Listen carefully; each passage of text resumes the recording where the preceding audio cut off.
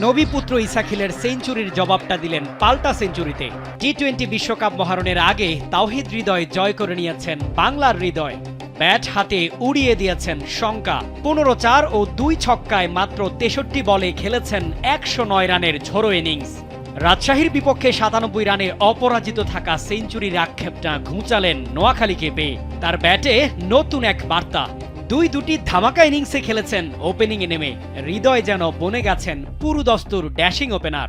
রংপুরের ব্যাটার জানান দিলেন সুযোগ আসলে বিশ্বকাপে লাল সবুজ জার্সিতেও হতে পারেন টাইগারদের তুরুপের তাস।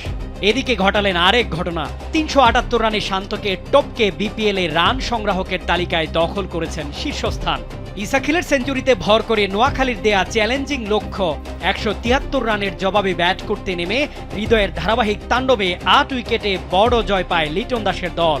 এতে শেষ রক্ষা হয়নি জাকের সম্মুদের। 10 ম্যাচের 8টিতে হেরে লজ্জাজনক বিদায় হয় নোয়াখালীর।